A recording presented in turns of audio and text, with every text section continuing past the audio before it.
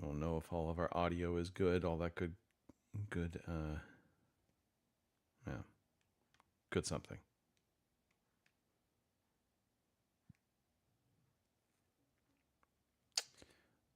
I've given up on the whole wallet thing with the phone, for the record. Ah. Yeah. It's sad. What kind of phone is it? Oh, that's right. It's like a Galaxy Flip or something, right? Yep. Or Galaxy Fold. Yep. Yeah, I don't know. I don't think you're going to find a wallet case for that. Well, no, actually, I found many. The problem is it makes it much thicker. and then the realization was, I don't think I really want that. I don't see us up on stream. You might be able to. Oh, no, we are. All right. You might be able to find one that's for a Galaxy S25 that would fit it when it's unfolded. Yeah. I don't know if that's something you're interested in. No, so my last hope is I got that's a magnetic ring on the back, the MagSafe.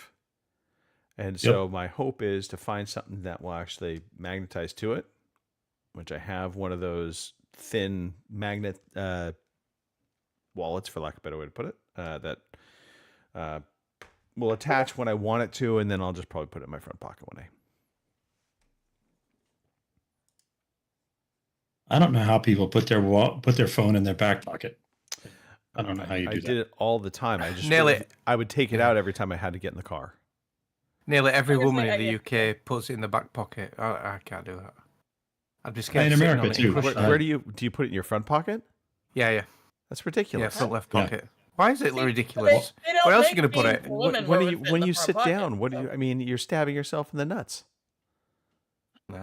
No, the pocket's on the hip, Greg. Oh, hip pocket. You have a little phone holder too on your belt loop.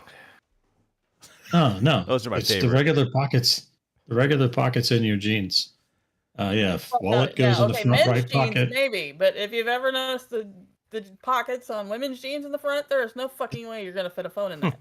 None. Trust me. True. It's one of my bitches. It's an injustice. Terrible injustice. Hey, you know what? Wallet goes in the front right pocket. Phone goes in the front left. Yep. Agreed. Let's start podcasting. And I don't know if it's an age thing, but I don't do man bags. That's you got to be a millennial or a Gen Z for that. That's not even an age thing. That's I'm not going to go there. It's an old age thing. Fanny packs, the whole 9 yards. No, can't do it. That's a curmudgeon. Here we go. 5, 4, 3, 2, 1.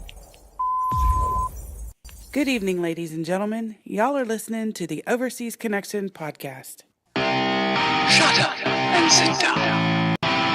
Here we go! Would you kindly? I think we're just getting started. Medic! I'm a witcher. I think this is more than you can handle. He sits on his ass all day. Let's do this. Hey, everybody. Thanks for tuning in to episode 836 of the Overseas Connection podcast. Today is May 18th, 2025.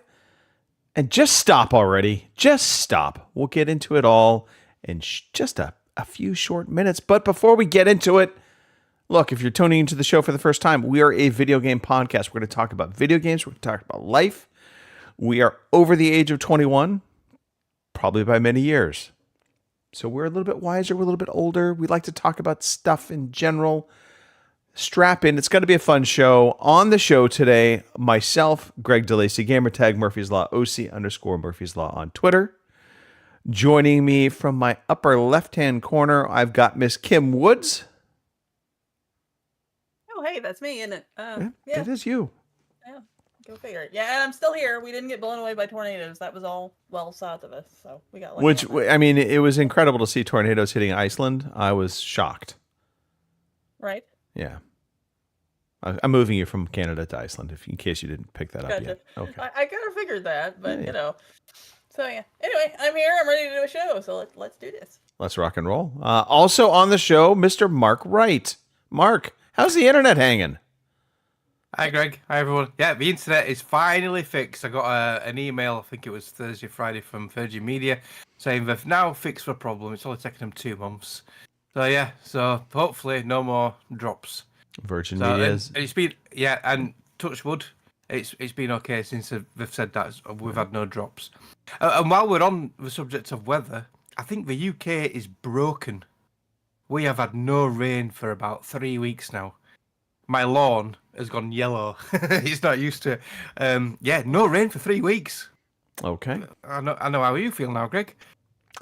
I feel apart lovely. from the scorching hot temperatures. It's actually really nice today, for the record. 74 degrees. It's mild. It's a perfect day to be outside, but I'm inside. That's okay. Yeah, we had a scorching day yesterday, but it's a bit cooler today. A bit overcast. Well, climate change is a fact of reality. The Earth does have climate change. It has Natural evolved. Climate change, it's not man-made. Yeah. But there we go. We won't go there. Also on the show, debating our debates and giving us all kinds of grief left and right, as well as a Lego proficionado, Mr. Christopher Matthew. Hey, everybody. I did bring a Lego today. Behind my shoulder is the 1989 Batwing from the Michael Keaton, Jack Nicholson, thank you. Yep. Jack Nicholson Batman movie. So nice. Yeah. And that was one of the best Batmobiles as well. I thought the 1989 Batmobile was pretty epic. I don't know if you had these in the UK, but if you went to McDonald's and got like the supersized meal, you got a little plastic cup with all kinds of made up statistics about the Batmobile when that movie was coming out. Having grown up in an interesting family, that was mostly what we had in our house were collectible McDonald's cups. I'm not going to lie. Probably the same in my family. Yep. Okay. All right. Well, there's the cast. If you, again, are new to the show, we do this every Sunday. It is 12 p.m. on the West Coast. That's really the only coast you need to worry about. However, others on the show might argue. So if you're up in Greenland, Canada, Missouri, it is 2 p.m. your time. It is 3 p.m. out on the East Coast, which we love our East Coasters. We put up with them also. And lastly, but not least, in the ever-changing climate of the UK, it is 8 p.m. So there you have it. We'll do the video version of this podcast so you can come in live, hang out, chat away in the chat, or you can catch an audio version of the podcast that will push out sometime tomorrow-ish. We are on Twitch. We are on YouTube, so that's where you can find us. Strap in. It's going to be fun. And before we do anything further, we need to wish a dear friend a happy birthday. Because holy shit, he is getting old. Gary Harris has a birthday May 23rd. Kim, do we know exactly how old Gary's going to be? If I told you, he might hurt me, so no. 85. It is clearly 85. Clearly. Yeah. Okay. Gary Harris, Biden-esque age levels. All right. I think we can give him a nice little... Happy birthday! That's it. That's all you get, Gary. You, Boomer. There you go. He's old. He's really old. Yeah. Hey, Lord in the chat. Lord, how goes it? All right. We're going to jump into story time. We promised, by the way, we're going to try and curtail our story time a little bit.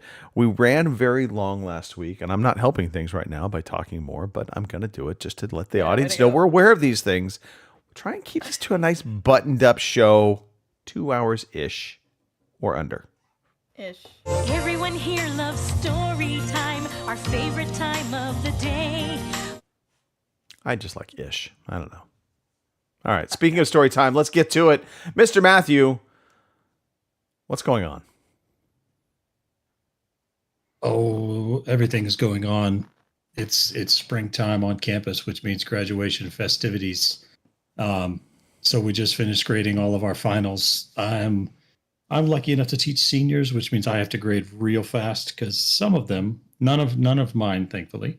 But some of them are going to find out tomorrow that they're not graduating next weekend. Right. That's going to be a real bummer. So we have to grade them real quick. But graduation week around here is it's a busy time. We got there's award ceremonies and parades, and families are going to be running all over campus. There's typically a distinguished speaker that comes with a security detail, which really makes traffic around the installation fun. And so that's that. Okay. Wrapped up track season with my kiddos. They kind of closed out track season with an internal, just their team, an opportunity to go for some personal records to finish out the season. And so as such, the coach asked for volunteers to judge. I said, you know what, I can go be a volunteer, timekeeper, whatever. And since one of my sons throws shot put, I decided I would go manage shot put and discus. Okay. And what I learned is the kids can all throw the shot put generally in the direction that they're supposed to throw the shot put. But the discus, you don't know where that thing's going. You just Back don't. of your head. Yeah. So I found myself dodging discos. I don't know what the plural of discus is. Someone can tell me. Disc guy. I think it'd maybe disc guy. Maybe. Discus. I don't know. Discus What is. about this guy? Yeah, I looked it up once and then I forgot. Okay. Did but yeah, anybody get just, hit by a random disc guy disc? Mercifully, no. I did have one of the athletes threw one literally right at me, and I just kind of stepped out of the way. And then the poor kid apologized. I was like, no, your job is to throw that thing as far as you can. It's my job to get out of the way. So yeah, but it was a good time. It was a A good time. noble way of looking at it. That is because honestly, I would blame the kid. Yeah. You want to encourage him to keep trying new things. You might want to encourage him to quit. I'm just saying. Here's a question. I have to throw this out there because I saw this nonsense in the chat. Somebody, Lord, said 8 p.m. in God's own country. Yeah, Yorkshire. God's own country. You're spot on. No, God's country. Oh, he's right. Oh, I'm sorry. No. God's country is No. squarely in the U.S. We talk about it all the time. It is the wheat fields, billowing wheat fields. Mr. Matthew, you're laughing a lot, aren't you? I am. Okay. Anyway. Actually, this is kind of embarrassing. I was just putting my hand up to cover because I just burped a little bit, and I didn't want to blow the smell of it on you. I appreciate that. That is respectful. But when we think of God's country, I mean that's I'm thinking like Budweiser commercials, the Clydesdales running through the wheat fields. That's God's country. I know, Kim. It's in Canada. I know. It's Kim's hometown. It's Kim's place. It is. It's where raccoons go to die. Right, a quick Google. Why is Yorkshire called God's own country? Yorkshire is often called God's own country due to its natural beauty, historical significance, and the strong sense of a place of community it evokes. Yeah, case closed. It's sad though that he had to actually Google that, considering you live there. Exactly. I was just proof backing up because me and Lord know exactly. There's no proof of anything other than the fact that you're traitors and we kicked you out of our country. That's the only proof there is. Technically, we're the traitors, Greg, but we're proud of it. Yeah. But a quick search on Google says that God's own country is a phrase often used to describe Kerala, India, due to its lush landscapes, scenic beauty, and abundant natural resources. So apparently we're all wrong. Damn it. Fake news. Fake news. Fake news. All right. Speaking of fake news, Kim, I hear there's a graduation happening. Tony, is this true? Well, actually, Thursday. Yeah, Thursday, Tony graduated the 6th grade. So Okay. I'm telling you, I was just about as shocked as everyone. I mean, I love the kid, but there was a few times when they're helping him do his homework. I just kind of looked at him and was like, I hope you're gonna pass this. But he did. I assumed the diploma was signed. because actually when he got it, it wasn't signed. But apparently, according to my sister, he has to go back to school the next day anyway. So they don't sign their diplomas to make sure they go back to school the next day. So I'm assuming when he went back That's the next pretty day, funny. they signed the diploma, right? So yeah, he'll be a junior high schooler, Okay. next year. So yeah, That's my man. little nephew. Talk about is nothing growing makes up. you feel older than hearing about children growing and Oh, I know, reaching right? reaching milestones. I think I just said Right. reaching milestones, which I don't know what that is, but We'll take it. My son is taller than me now, which it makes me feel old. Yeah. Oh, I'm waiting for that with Tony because his dad is 6'4", so I know it's only a matter of time before he's eventually taller than me. He's not there yet because I'm Yeah. only 5'9". So, but he is getting taller than my sister, so that makes me chuckle. kneecap him But, now, Kim. Right? Yeah. So, in that vein, where Tony has graduated 6th grade, his dad was up. He picked him and his brother Owen up. They're going down there for the next month and a half for summer vacation.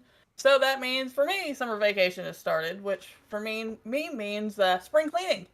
Everybody loves spring cleaning, don't they? You're right. No, I don't know about that, but yeah, Yeah, right. we had a little of Which that for going me, on too. right?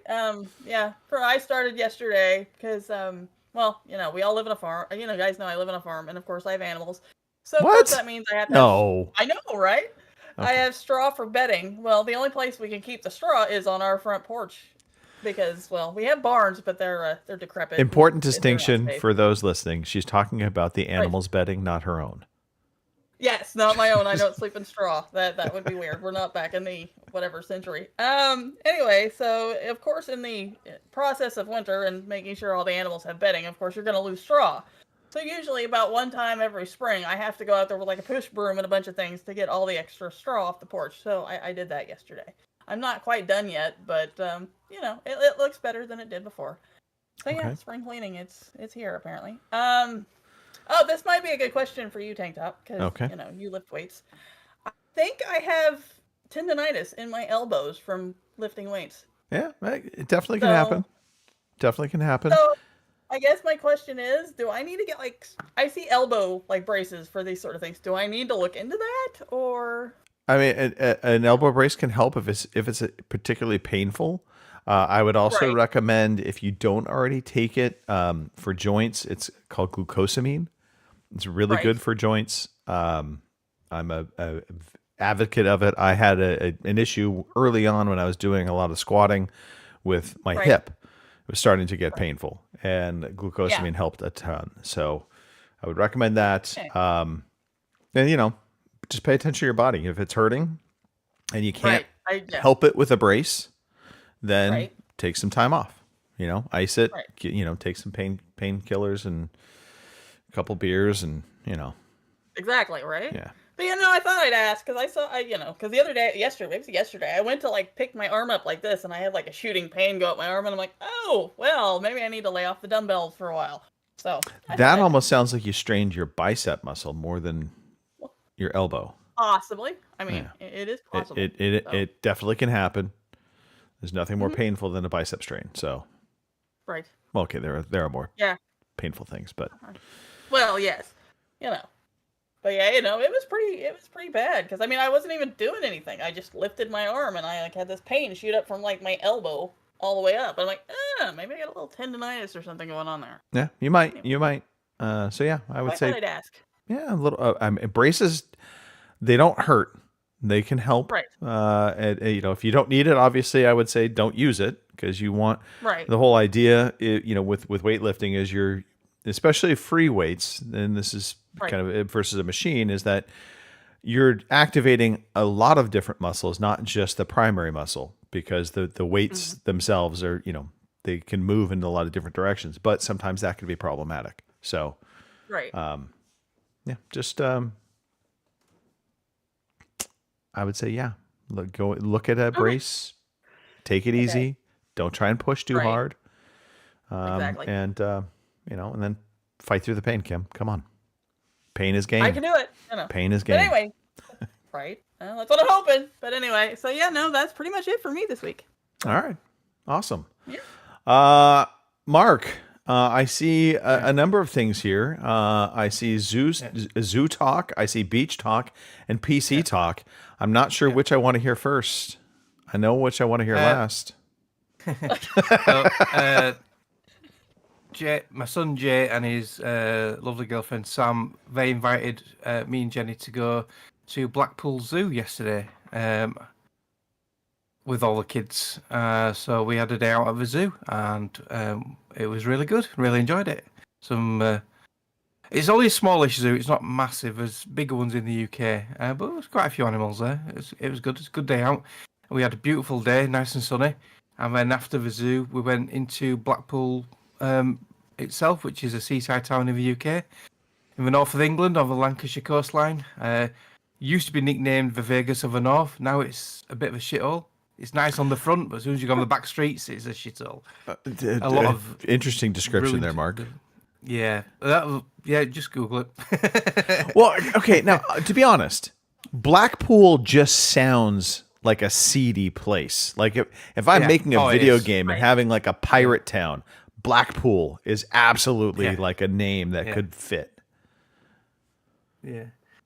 John's just put, what's your favourite zoo animals? So that's a good question.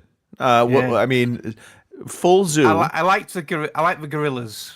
The gorillas were good to watch yesterday. And being a bit of a silverback myself, I've got a bit of a hairy back. Quite related. And the elephants were good. The elephants were cool. Okay. And the giraffes.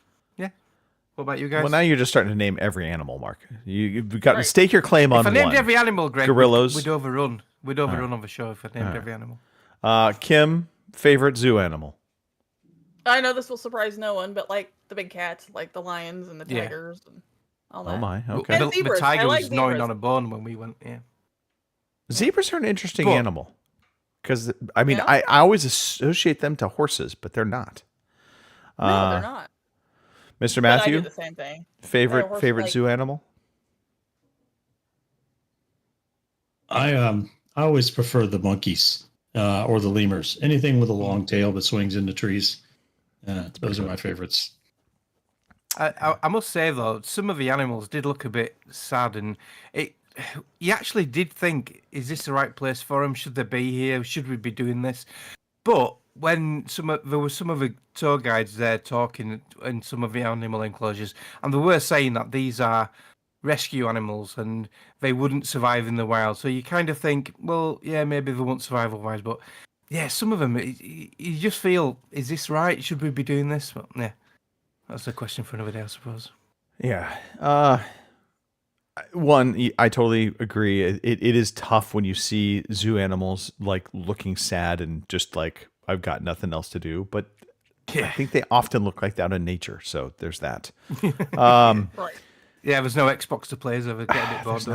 There's not. Not enough Baldur's Gate.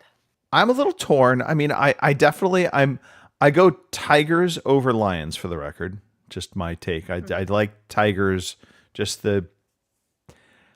I find them just to be a little bit more, I don't know, dynamic for whatever. But I'm gonna go rhinoceros. Oh, seeing one in person, it was like, holy crap! You just don't get how big they are, and also just how dangerous they could potentially be. So, and the other, like, to that caveat is the hippo. From the danger perspective, I never realized how dangerous hippos are, but apparently they are very dangerous. They look so friendly. Not at all. Not to put it too on the nose, but an animal that you will never appreciate how big it is unless you see it in person is a moose. A moose? You've seen a moose in person. Yes. Yeah, no, that's fair. That is fair. Okay. Well, that we covered the most important thing, the zoo animals. Anything else, Mark? So I've gone down a bit of a rabbit hole with this PC upgrading shit. So I got the new graphics card recently, didn't I? And I'm happy with my graphics and everything, but I'm thinking my CPU is a bit underpowered now. So I went and bought a new CPU. I got Jenny hasn't divorced you yet. Oh fucking hell! It's close to it, but yeah. So I got the Ryzen 7 9800X3D, which is the fastest Ryzen 7. But there are some faster Ryzen 9s, but there's gaming wise, you won't see the difference, and the difference in money was stupid. So the question: if you're not going to see the difference in the gaming side of it, no, if I'd have gone Ryzen 9, there's a massive difference to my old CPU. Yeah. Okay. That was the question. I've had it. It's a huge bump, but there was one issue. Well, it's an ongoing thing. I'm starting to learn to live with it now. But when I fit the CPU and started playing games with it and checking like stats and stuff, my fans were kicking in really quickly, and I thought, I better check my temperatures. And I've got a thing called fan control on my PC because I don't use the motherboard's software because it's garbage. It caused me all sorts of problems. So I use Fan Control, which is a free app. It controls your fan speeds in relation to temperature. And my CPU temperatures were high, and I mean really high, hitting 90, 95 degrees C on some CPU-intensive games. And I panicked a bit. I reseated the cooler onto the CPU with new thermal paste. Didn't really make a difference. Did a bit of Google and a bit of research on Reddit and stuff, and apparently these new Zen Z, I can't remember what the name, the latest generation Ryzen CPUs, they do run hot. An AMD spokesman actually put in a post saying that they are designed to run at 95 degrees all day long, and they are more efficient at 95. And when you start an application, the CPU actually gets up to that temperature so it can work more efficiently. So. Okay. I'm still a bit unsure, but I'm learning to live with it now. There's only certain games what make it run at 95 degrees, and one of them were a demo, and I wasn't right keen on it. It was Solasta 2. But that's what getting onto one of the games I've played, GTA 5 Enhanced. That runs at 75 degrees C, which I'm happy with. But it's so smooth and I guess my question is now, are you not underperforming because you're not running at 95? I mean, its optimal temperature is 95. Yeah, I know. Don't start on voice. I'm just saying. No, 95 is a TJ Maxx or something. I don't know what it means, but it's the optimal. So you're a mechanic, Mark, right? You're a mechanic. Yeah. So when you start your car up, right? Yeah. The engine's got to warm up before it gets to its best efficiency. Yeah. Right. Look at this. Right. But you have got quite a long range, so people sometimes panic that their car's overheating. But if you look at a temperature gauge, you have normal, you have cold, normal, and red, and there's a huge range. So anything between 75 and 90, 95 degrees on a car's okay. So right. I'm in that range. Never panic until the car stops. There you go. Yeah.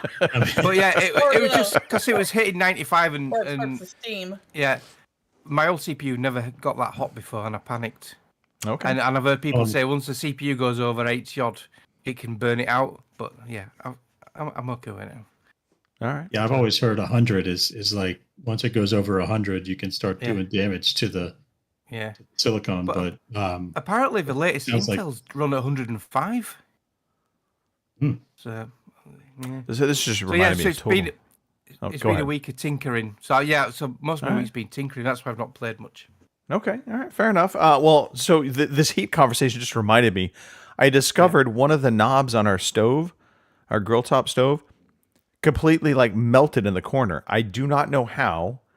Obviously, the burner was hot. I can only think maybe one of the pots got pushed over onto the knob because.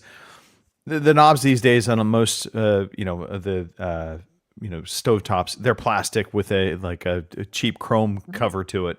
So yeah, I'm like, so I'll be ordering new knobs for my stove.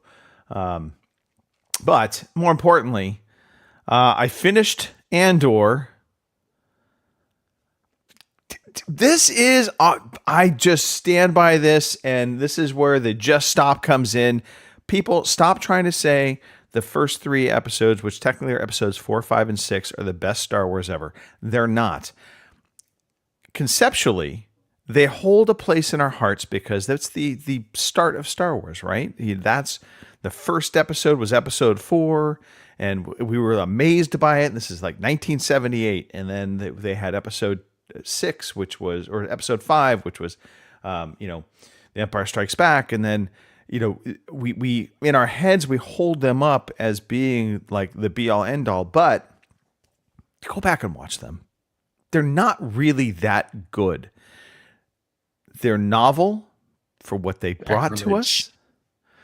But Sacrilege. I know it's sacrilege, but I'm just telling you now, Andor combined with Rogue One, and that's the thing now. Now you get to watch Andor season 1, 2, and then watch Rogue One, because that's the order now. It is pristine. It is the best Star Wars content, hands down. I literally will fight anybody in the street over this. It is that good, and I'm just happy that Andor wrapped up as well as it did. But would you fight 3 gorillas in the street? Is the question. Do I get a gun? If I had a gun, but there was that question, by the way, going around: 100 men versus 1 gorilla. Yeah, I'm gonna say, have you guys seen the TikTok memes going around? Yeah, and the simulations. The one where 10,000 gorillas fought Chuck Norris. And Chuck Norris won. The gorillas lose that every time, by the way. Last night I went, so my wife is away. She's actually visiting her friend for her birthday. And so I had a sitter coming last night. So I thought, well, okay, I'll be productive. So I went and hit the gym again, trying to get into that summer shape. And then I was like, okay, well, what am I going to do? And I thought, well, you know what? I'll go catch a movie. And so I've been actually doing a lot of in-person. Is my camera moving again on us? Yeah, it is. All right. I will put a stop to that. It's when I start making hand gestures that it goes all crazy. I can tell my camera to stop by my hand gesture. Anyway, so I went to the cinema and I saw The Accountant 2, which Ben Affleck, and I forgot the guy's name that's co-stars in it. He was Shane in The Walking Dead. But I never can remember. He played the Punisher. Berthol. John Bernthal. John Bernthal, yes. So it's good. It's not. This is not an Academy Award winning movie, but it's entertaining. It's good, and it was good in the cinema. And I have to say, I've kind of rekindled my love with going to the cinema and just seeing the big screen and being able to sit back and just kind of chill in a theater. It's expensive as all get out. Don't get me wrong, but enjoying it. Lastly, I've been getting in Twitter fights a lot of late around the NFL reseeding. They're going to do a vote next week. I'm really hoping this passes. So the way this would work is currently in the NFL, if you win your division, you are guaranteed not only to make the playoffs, but you get a home game. And then all the playoff teams, basically the wild card teams, then go to the division winners, with the exception of the number 1 seed who gets a bye. And this is for each conference. Now, the problem has been that we've had multiple division winners that have just played in really bad divisions. And so they skate by with like a 9-8 or even 8-8 record. That's happened where they've won their division and then they're guaranteed a home game. And a team that wins, say, 13 or 14 games in their season, but they don't win the division because somebody else in their division won 15 games, they get stuck having to play an away game because they're a wild card team. So the NFL has come up with a potential plan to reseed. Once you establish who makes the playoffs, then they will reseed based on record. And I think they will reseed after the first round of playoff games as well. So again, if you are the number 1 seed, but you get knocked out in the first round, then the number 2 seed might, get home field, whatever. But a wild card team could still be seeded higher and still get a home game. So I like it. I'm not one of those traditionalists. I'm good with this new reseeding. Let's do it. I'm tired of people trying to make excuses for bad teams like the Steelers. They're traditional 500 team. They go to the playoffs every year. They get home games all the time. They don't deserve it. That's all I have to say. This is boring. I'm bored now. I know. I disagree, Greg. I don't like this at all. You're one of them. I think I just go one of them. If you do this, then the division title becomes meaningless. It does not. This is absolutely rubbish. That's it absolutely still. You win the division, you guarantee yourself in the playoffs. Hands down. That's the sure way to get into the playoffs is winning your division.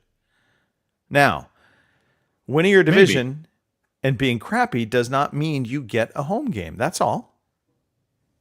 But now, and this is a bit of a slippery slope, but if we go with this reseeding, what's to say that we don't adopt an NBA model where you have the East and West, and the top 8 teams from the East and West go to the playoffs regardless of division, right? Like, so I could see a future where we say, all right, we've got the NFC and the AFC, and we're just going to take the top 7 teams, and that makes the division title. I don't think we'd ever go that route. Yeah, I hear your fear. I don't understand your fear. And that's the most polite way I can say you're wrong. I hope I'm wrong.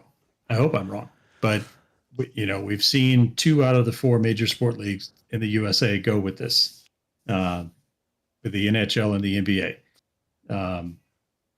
Baseball and NFL are the only 2 where the division means anything anymore. True. So I just like to see the division matter. I want to see the division matter, and I still I will argue it still matters. It just does not matter in the same way it would have mattered prior to, which again is rewarding, I think, mediocre divisions with a home game when they don't deserve a home game.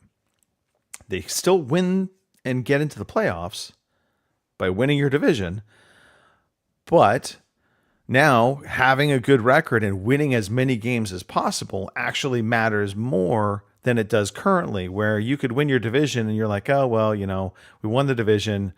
We're going to rest our players for the last couple of weeks because, it's not going to matter. We're still getting our home game. Now your home game could be in jeopardy. Now you actually have to play your starters 17, week 17, week 18. It matters. It matters more with the reseeding. And that's enough NFL talk, I promise. Okay.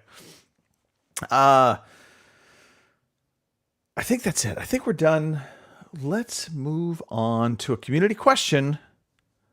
Kim, I'll throw this on your deck. Alrighty, this came from our friend Nicole Amaranth, and she says, summer is coming at us fast. What plans do you have for the summer? Any involved gaming, meeting up with any of our family of gamers, or other fun or interesting activities? Oh, I will just start with no. Nothing. I got nothing. Started the new job, so that really has curtailed any big summer plans. So for me, it's really going to be hanging out at home in the pool. I'll still be gaming, obviously, but just there's no exciting plans per se. Who else might? Anybody? Maybe raise a hand if you do have a summer vacation plan. Oh, I see a Muppet has raised his hand. We go end of June for a week. I've mentioned it before. So yeah, looking forward to that. And I may be able to do some gaming now when I go. I'll talk about that next week. Oh. So, foreshadowing. So yeah, nothing else really booked or planned. But we have mentioned during the kids' 6-week holiday when they're off school in the UK, they usually break up mid-July till September. We're going to go to a place called Flamingo Land for a day out, which is like a theme park and a zoo all mixed in one. It's in North Yorkshire, God's own country. So that's supposed to be good. So yeah. I'm guessing flamingos are the main attraction. I have no idea. I would hope so. I don't even know why it's called Flamingo Land. Just Google it. I would love it if you went there and there's not a single flamingo. I don't think there is. There was flamingos at Blackpool Zoo, but yeah, it's been there a long time. Last time I went to Flamingo Land was about, it's got to be 15 years ago. But yeah, we've got some good rides there, and that's now. Do you remember I seeing don't really do flamingos? rides, but no, no. This is now. We may need to investigate once you come back. Well, when it occurs, I will feed back on if there's any flamingos at Flamingo Land.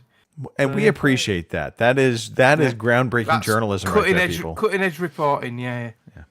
All right, Mr. Matthew, anything planned for the summer? Yeah. So with the school year wrapping up, my kids are in school for a couple more weeks yet, but we got family vacation planned for the first couple weeks in July. So we're going to take the kids on a Caribbean cruise, and then we're going to go hang out with Mickey Mouse for a few days afterwards. Yeah, should be a good time. All right. When's the last time you were at Star Wars at Disneyland? Well, Star Wars is at Disneyland. Yes. So this is actually where I was going with this. Yeah. Yeah, not to be that person, but I've only been to Disneyland in California once, and that was about 10 years ago. But I go to Disney World in Florida at least once a year, maybe more. We're Dis nerds in this house. We're Dis nerds. All right.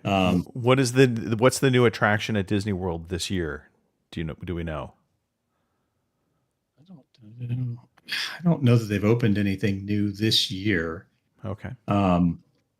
There are a couple things that we haven't done yet, but in speaking of a theme park combined with a zoo, we always like to go to the Animal Kingdom there at the Disney Resort, where they've got a couple of cool roller coasters. They've got a really cool area that looks like Pandora from the Avatar movies, with some really great rides. So that'll be fun.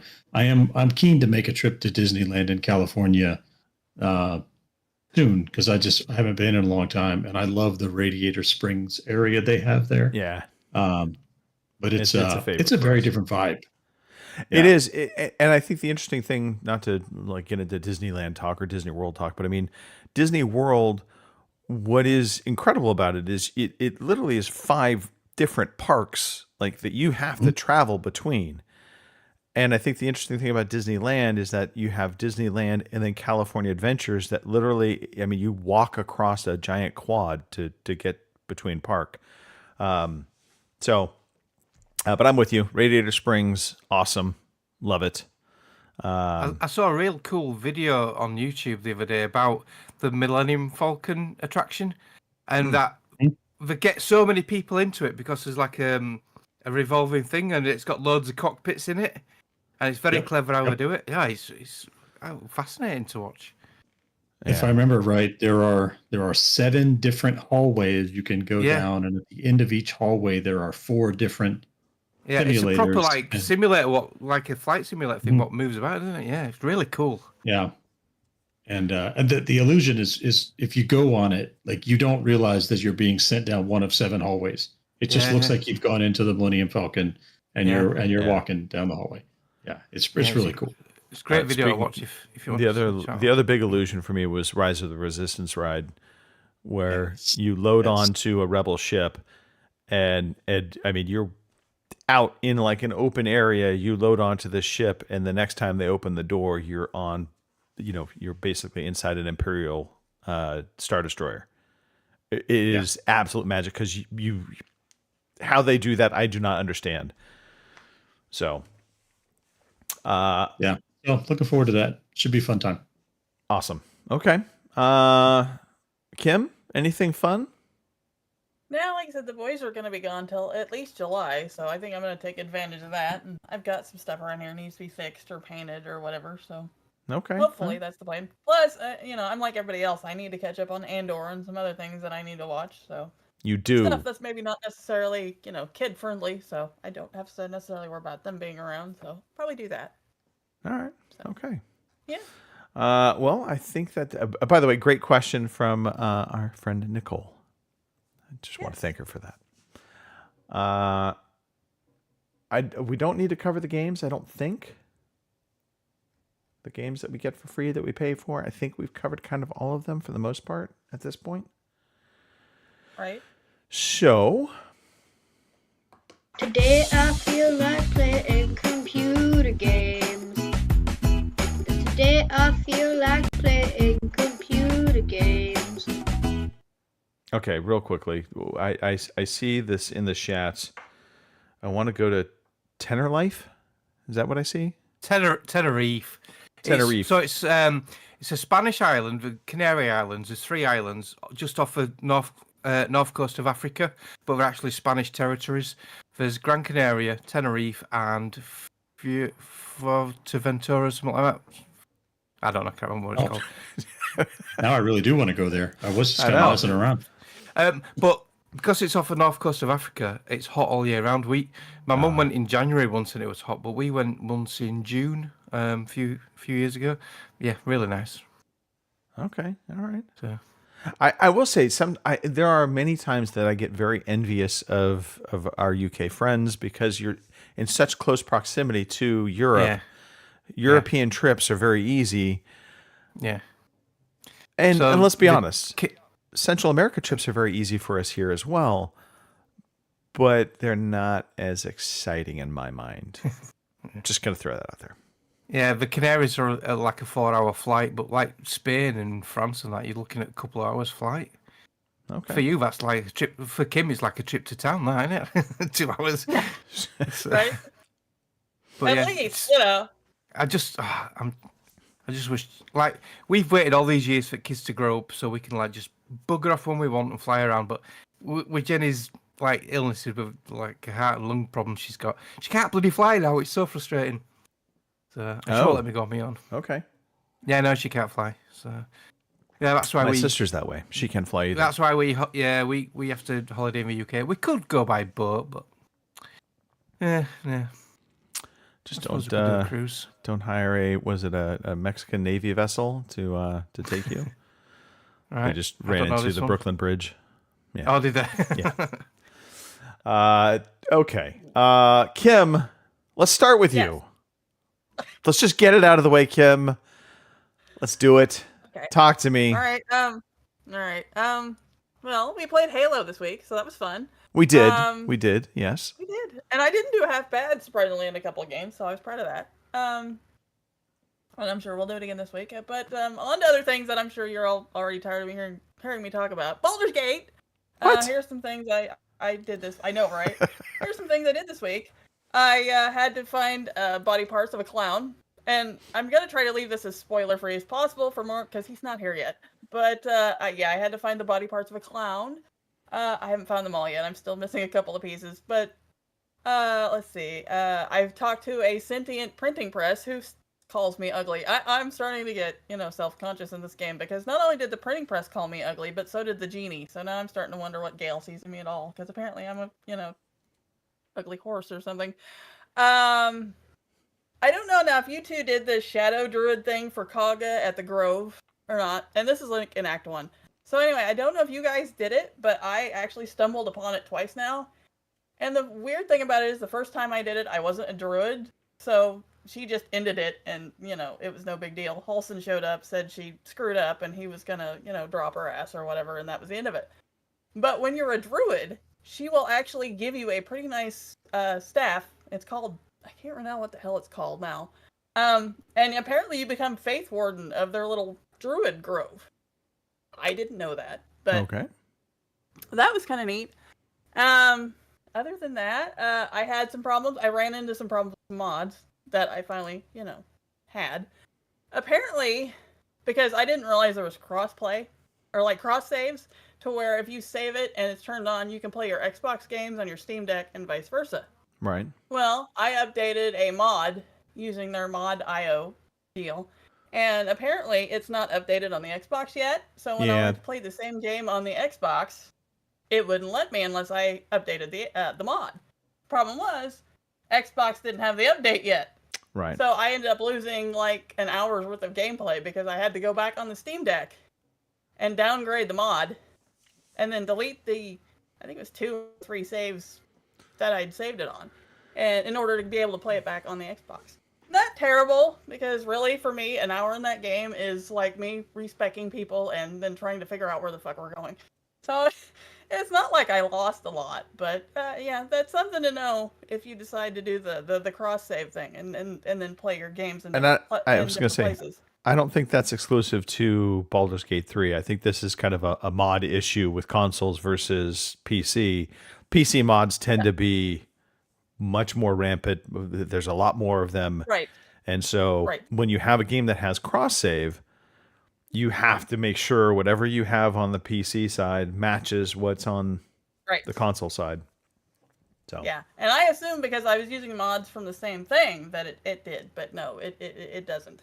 So I ended up fixing it finally, and I ended up turning cross save off because I'm like, I'll just keep 2 characters on or whatever I've got on the Steam Deck, and then I'll keep the ones I'm playing on the Xbox, and that way there's no confusion. Because I'm paranoid anyway, because I have non-modded runs going too for like the achievements. So I don't want to get confused and accidentally leave the mods on, and they're like fucked, and I start all over again. So anyway, that's what I did this week. Okay. All right. Yeah. Mark. Yes. So I've done a little bit of Baldur's Gate. Bit of Baldur's Gate yesterday. Not much.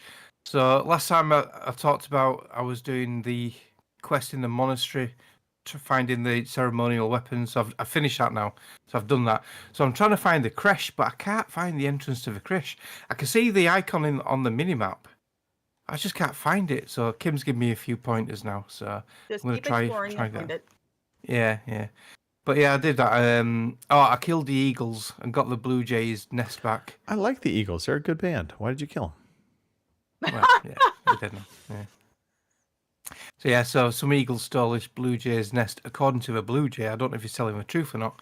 Yeah, I think he was a little shady. Yeah, he comes across a bit of a wide boy. So yeah. Still enjoying it.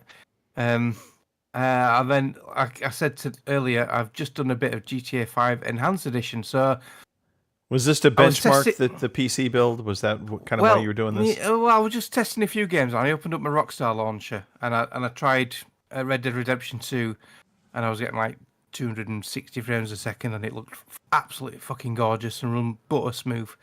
And then I noticed on the launcher when I came out with it, it said GTA 5 Enhanced Edition. Now, I own GTA 5 on the PC and on the Xbox and everything, but I thought you had to pay for the enhanced upgrade. So whether they've now give you it for nothing, but it said that it was available to me and I own it, so I've installed it, and it is quite graphically different to the original. Because that fucking game's old now, and it was 2013. So it's knocking on a bit now. It's GTA 5. So yeah, the Enhanced Edition, it's really nice. I migrated my online character over, which I don't really play much online, but I had to start again on the story mode. But I'm not bothered because it's so good. So yeah, I started the story again. So I've just done the bit where Michael and Franklin are chasing down his stolen boat with his son on board, his loser James. So yeah, that was fun. So yeah, GTA 5 just made a bit of a start on it, and like I say, that runs absolutely sweet as a nut. Okay. But that's about it for me for gaming this week. Like I say, while you guys were playing Halo, I was fitting a CPU and panicking. It happens. Yeah. Or not. I honestly, the only thing I've ever put in my PC was extra memory. Right. I've never ventured down the rabbit hole of like a new CPU or GPU. I just buy a new PC, which is sacrilege to the master race. I know. Yeah. Well, I've got a bit of a dilemma now. So, what would you guys do in this situation? Would you sell your old graphics card and CPU, or would you buy a case, motherboard, memory, power supply, and build a second PC? I guess my question back to you would be: do you need a second PC? Not really. No. Then I would sell it. I've got something else in the pipeline. So yeah. So I know you think you don't need a second PC. Here we go. You could take the second one and put it in the living room and run it Steam Big Picture mode. Yeah. Then you'd have one to play from the couch. Jenny will be so happy. I've also got something else in the pipeline what I can use downstairs because I've ordered a dock for it. I ain't going to give anything away. I think you might have guessed what it is, but yeah, so there might have been an option there to play downstairs on the PC. Mm-hmm. I'm going to be so excited when we hear Mark talking about his Switch. Wash your mouth out. Sorry, Nintendo fans, but I don't really do Nintendo. Just don't put any mods on the Switch or they'll brick it. Yeah. Right. Yes, exactly. All right, Mr. Matthew. Sorry, Chris. Chris, can we have a conversation, Chris, about Cyberpunk? Colonel Chris. I answered to Mr. Matthew as well. That's fine. Moose, whatever. Sir. Cyberpunk. Yeah. What do you want to know about Cyberpunk? Well, so you posed a question in kind of, how good is Cyberpunk, which, as I click off the wrong video, how good is Cyberpunk? It is fantastic. So that's it is just fantastic. I love Cyberpunk. Now, I think you did have a question around like the different factions. So I've not quite finished the main quest yet, so I don't want to get too spoilery. Okay. Although it is a pretty old game, but it seems that you've got Mr. Silverhand, and that's professional journalism, folks. We put the show notes right on the screen for you. I know. You're a little behind. I also got an ad up there too, so it's all coming down. Yeah, we're doing great. We're doing great. So of course you got Mr. Silverhand in your head, and it seems maybe there's a few different people that offer to help you out with that problem. And I went to one particular faction, the Voodoo something or others. I'm curious from the community or from any of you who've played it, is there another avenue to go, and does it really make a difference? Is my question. So my understanding is the factions only really matter in the beginning of the game. The game eventually loops you into, it all funnels into the same storyline. I think there might be some small differences in terms of how it plays out, but for the most part, sorry, go ahead.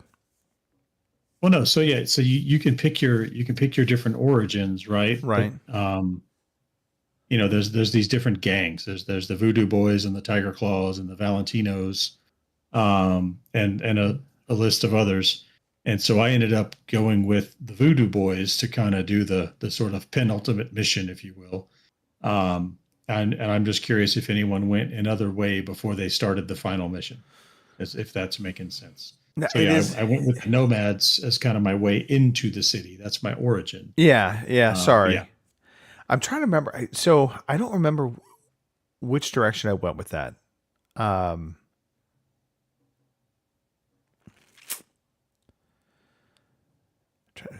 Which was I think I kind of circled back to the Nomads though, in terms of the faction that helped me.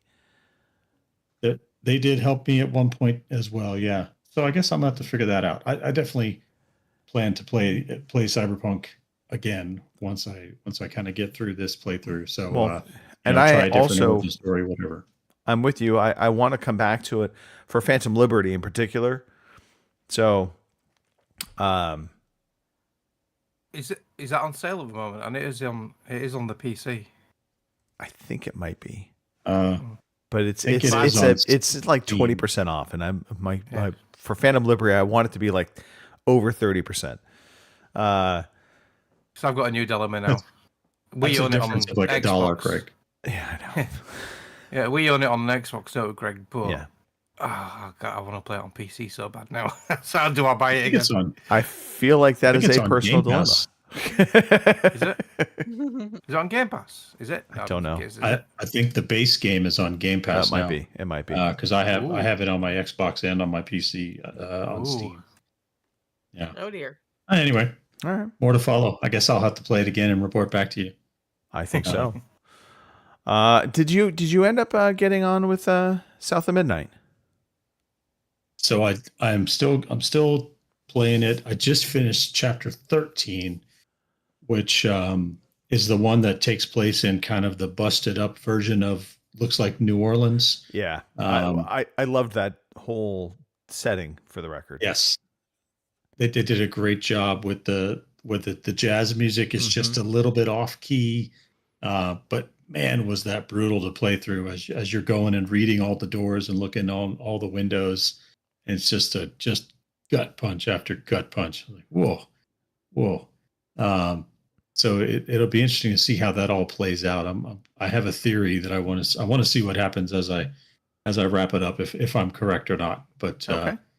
we'll see. My theory is that I don't want to spoil too much because the game's not that old. But Okay. you do some certain missions that look like they're on movie sets, and so I have a theory about that, and we'll see if it plays out. Well, we'll have to talk offline. I'm curious to hear your theory. Yeah. So I have finished it, obviously, so I kind of know how this all plays out. I won't spoil anything, I promise. Yeah, South of Midnight, it is. I mean, it didn't get the love it should have, if you ask me. I agree, but I almost wonder if, because it was a straight to Game Pass game, like I wonder if that taints people's expectations. But I think about a game like Claire Obscure Expedition 33. It was straight to Game Pass. It really helped it. True. I think because I think a lot of people really knocked this game for the combat, and justifiably so. I think it deserved being knocked for the combat side because it's not groundbreaking. I think people wanted it to be better than it was, and that really held the game back. Story-wise, though, sound-wise, this game is fantastic. And visuals. I love the visual elements to this game. Yeah. And my favorite bits are sort of at the end of each chapter. There, it switches into almost like a temple run, kind of like you just have to go as fast as you can through the area. And those are my favorite bits. Those are good. And that's, I think this game shines on the platforming side. Because it has a lot of different elements to its platforming that, unfortunately, on the combat side, again, they took that Hellblade mechanic of you get into a combat arena, you fight your way out of the arena, and you're done. And similar to Hellblade, the combatants within that arena are going to you quickly see everything. And so you're like, okay, well, I'm never going to see anything different beyond what I see now. Not totally true. I will say that late game, there's going to be a couple additions to what you fight, but overall, combat was not the strength of the game. No, it's not. Last question on South of Midnight, because this is the second time I've heard you compare it to Hellblade, and which has me intrigued about Hellblade. So, would you recommend Hellblade? I really enjoy Hellblade. Brilliant. Yeah, the first game's really good. I've not played the second yet, but visually, it is awesome. And play it with headphones on. Yeah, Mark just said it. Play with headphones. And that's because I had the audio design in it. Within binaural or something. Yeah. I mean, Hellblade, and this isn't, I think, a spoiler. It's you're dealing with some psychosis issues, and so voices in your head play a big part of that game, and that's why the headphones are so important, because without it, you'll still hear them, but it's not nearly as impactful as when you have the headphones on. You're like, oh, okay, that's because the voice is whispered up. Yeah. And it does sound like there's someone whispering behind you. It's really good. It almost sounds like it's in your head. And I think that's, to me, where like the real like dramatic component to it was like, oh, I feel like they're in my head talking to me type thing. So, I would definitely recommend Hellblade. Hellblade 2 is, I think, a derivative of the first one. Visually, though, it is jaw-dropping. So worth exploring, if nothing else than that. But yeah. All right. Cool. Okay. Anything else, Mr. Matthew, you would like to discuss? So I spent a bit of time this week with the new update to Enshrouded. Enshrouded still in early access. I think they've said it's going to be about a year before they go to version 1.0. Yeah, it's just is it 0.8 now, isn't it? Version 0.8. I think it's something like that. They called this update 6. So whatever the version number is, it did add some interesting new mechanics. So you always had sort of down at the lower altitudes, you had the shroud, and you could only be in the shroud for a certain amount of time, or you would just die. This update adds, when you go up into the high altitudes, it adds frost. And Ooh. much like the Shroud, you can only be in the frost for so long. But you can kind of gear up to protect yourself from it. You can set fires to protect yourself from it. There's other different things you can do. But it also added a whole bunch of new crafting components that you have to go down into the. I think a lot of players were just avoiding the Shroud when they didn't have to. And so in this patch, they've added new enemies that are only in the Shroud, new crafting materials that you can only get from the Shroud. So they're and also forcing you into they've the added, Shroud, basically. Yeah, forcing you to go play that part of the game. Okay. And they've also added different enemies that only come out at night, dungeons that are only open at night. Huh. This game, more than a lot of other games that I've played, when it is nighttime, it truly is dark. Like if you're not carrying a torch or something that glows, it's very hard to see. So kind of forcing you into that part of the game by putting some content that's only available at night. But it's interesting. It adds something new to the game, and the only thing I don't like, two things. Okay. One, the weapons upgrading got a lot more expensive with this update, so a lot more time gathering materials. But it's a survival game, so I guess you're going to spend some time gathering materials. And the other thing, this is not very spoilery. Part of the game is going to find all these NPCs that will come stay in your base with you, and they give you the ability to craft different things. Okay. I really feel like it needs to have some automation to it. So there's an alchemist in the camp. I should be able to tell the alchemists, like, as long as I keep bringing the raw materials, right, keep this many of all these different potions on hand, kind of thing. Mm-hmm. So it's a manual process for you right now. Then I'm assuming you have to like go and say, okay, make 6 potions every time. It is. It is. Yeah. There are some automatic processes for refining different materials. You have different crafting benches that you can refine materials. And what I do like about that one is those will run while you are away from the game. They're on a timer, so you can turn them on, log off, come back. It'll all be done. Oh, that's kind of nice. But yeah, I do like that. But yeah, I'll keep playing this game. It's been a lot of fun. Okay. All right. Yeah. Enshrouded. Check it out. Check it out. Speaking of checking things out, I checked out Doom, the Dark Ages. Ooh. And so demo, or did you buy it? It's on Game Pass. So is it? Yeah. Ooh. Yeah. Game Pass, the gift that keeps it. giving. I'm just saying. Yeah. Right. So the interesting thing about Doom, I've never really understood the lore to Doom, and maybe that's not accurate. I always understood the lore of Doom to be different in that I kind of think back to older Doom games. You were a soldier, basically, fighting against the Hellspawn. And in Doom the Dark Ages, they really positioned the character as you are like a tool of and I don't know the name of the I won't say the hero faction because I don't know if they're really the hero faction, but the faction that's in charge of the Doomslayer. They basically talk about sending him down and utilizing him. And there's a debate, if you will. And this is a very opening cinematics section of the game, so it's not spoiling anything. It's framed in a way that you are this tool, much like Master Chief. Maybe so. Early on with Master Chief, we always thought of him as this super soldier that basically you deploy. You deploy him where you need him. Wasn't necessarily a free thinker.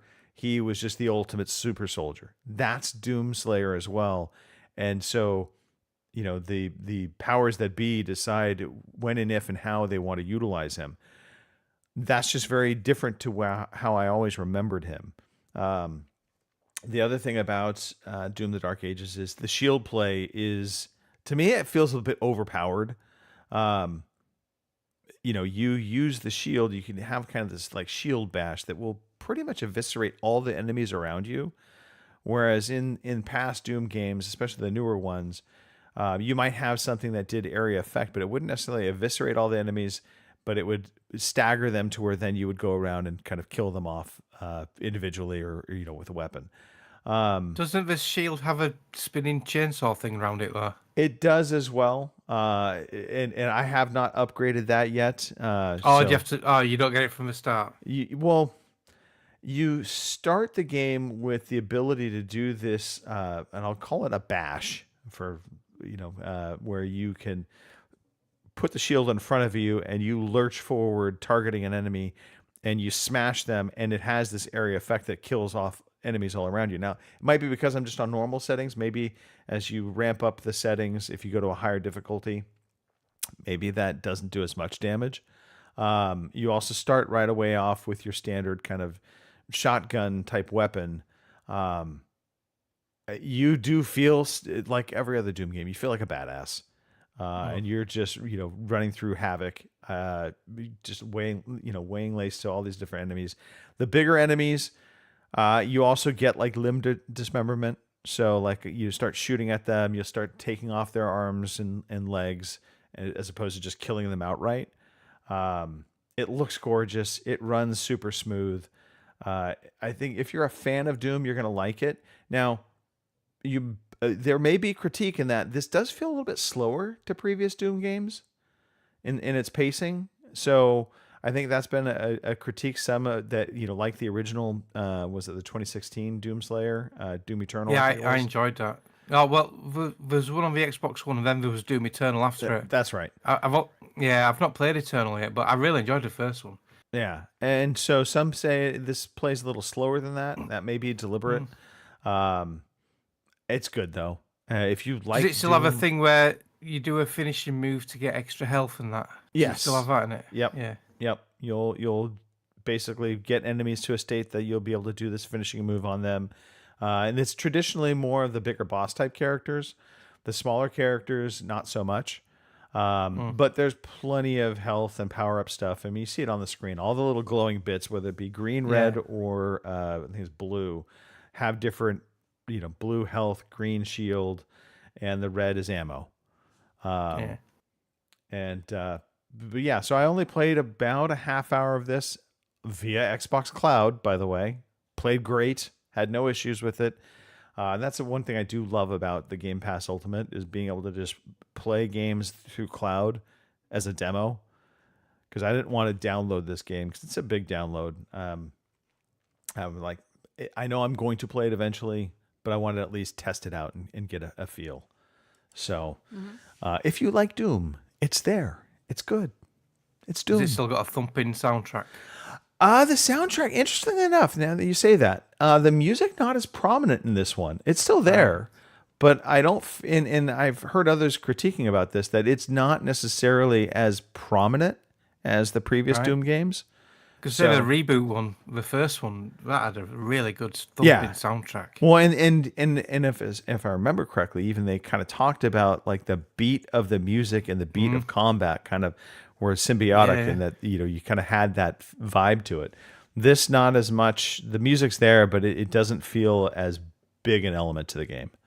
But yeah, so Doom Slayer, Doom the Dark Ages, not Doom Slayer. It's out now. As far as I know, getting good reception. It plays super smooth. It's fun.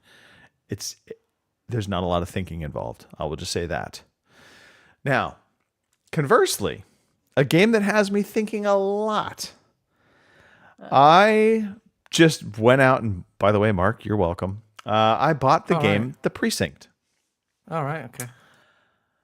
So, how to describe this game? This is a police simulator game.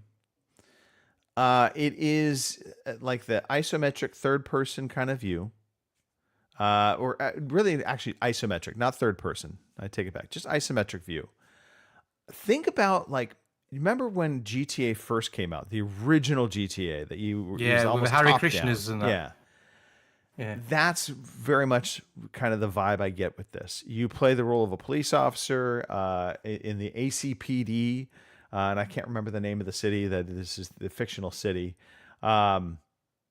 Visually, it looks great. You do all of the different standard police jobs. You walk a beat. You can do traffic enforcement, whether it be on foot for like parking violations or driving around, looking for speeders. There is an overarching story that you're trying to kind of uncover. There is kind of two different plot lines, if you will. One is, we just lost Mr. Matthew. All our cameras just went wonky. I'm not sure what happened to him. His camera. He's not joined Virgin Media, has he? No, I think he's still there. I think it's just his camera went offline. I could be totally wrong. So we'll deal with the wonky cameras for now. But oh yeah, his wife's got a party full of ladies there, apparently, hasn't she? That might be. So it might have been raided. You never know. Women get crazy sometimes. I'll deal with cameras in a second since I'm talking through this game right now.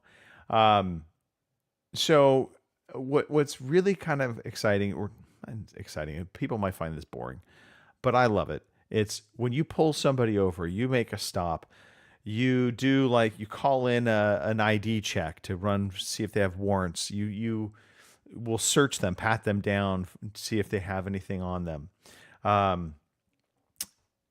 The story itself, you're playing kind of the role of this new recruit that had a dad who was a former police chief.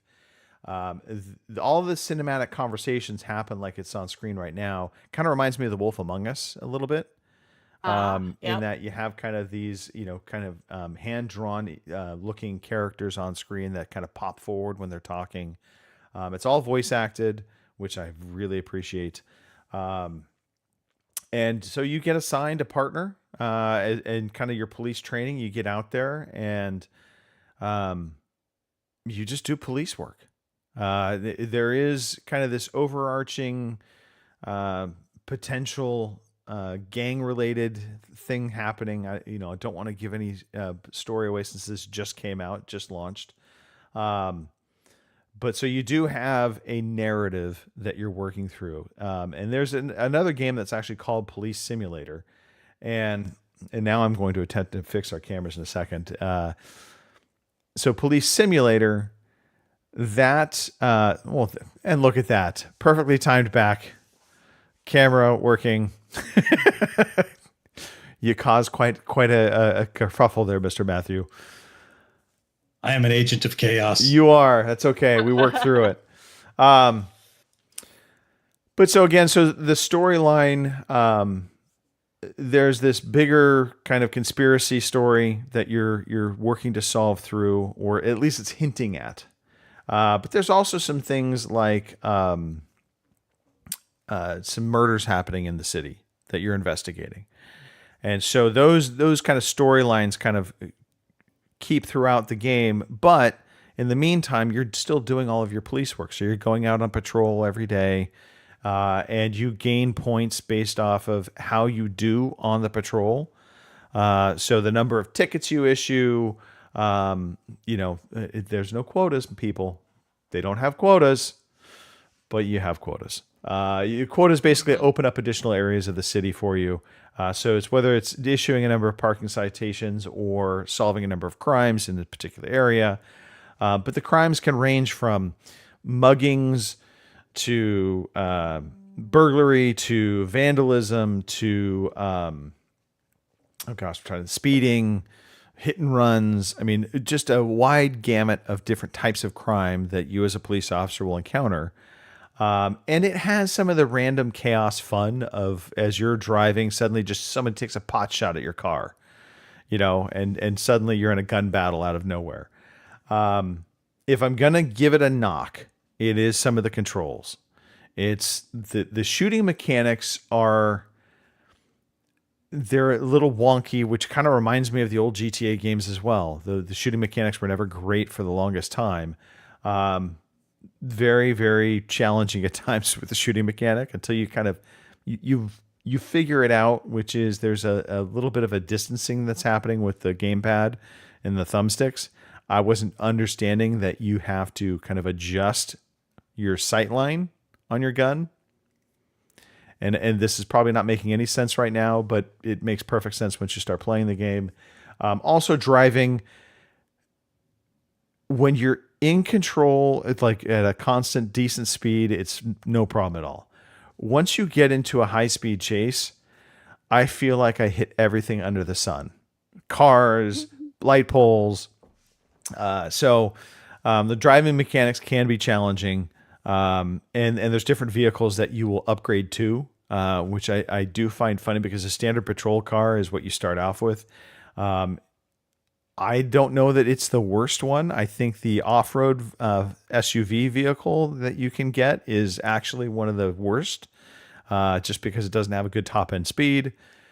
But the wagon that you can unlock is probably one of the better vehicles so far. So, and you also unlock different weapons.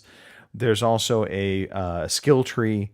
So things like your stamina. When you're running, you do run out of stamina. And so you have the ability to unlock a mini game for the stamina meter that as you're running, you'll see your stamina shrinking, and suddenly it will give you the opportunity to basically do a quick time event to increase your stamina again. And so, but you have to unlock that ability. It's just not there from the get-go. Being able to carry an additional weapon beyond your standard issues, again, something that you unlock. Anyway, I love it. Enjoying it a ton so far. And it's consumed me the past couple days. I literally had to force myself to play Doom Dark Ages because I was enjoying the Precinct so much. So, okay, I've rambled enough. Mr. Matthew, do we have a quiz? We do have a quiz. All right, now everybody. You told me I was in charge of the quiz. Get away from the windows. Now look, good. It's time for the quiz. Yeah, you know what? Oh, too bad. Tough. I see we've been active in the chat as well. I just noticed the banhammer. All right. Yep. Lay it on us, Mr. Matthew. Okay, so this week's quiz, since fantasy RPGs are taking up most of my time, this week's theme is fantasy RPGs. Got 4 games for you, as usual, respecting a variety of platforms. So we're going to start off. This week, we did a coin flip backstage, and Kim's going to go first. So the first game in the chute is the Xbox One release of The Witcher 3 Wild Hunt. Oh, you're tugging at her heartstrings.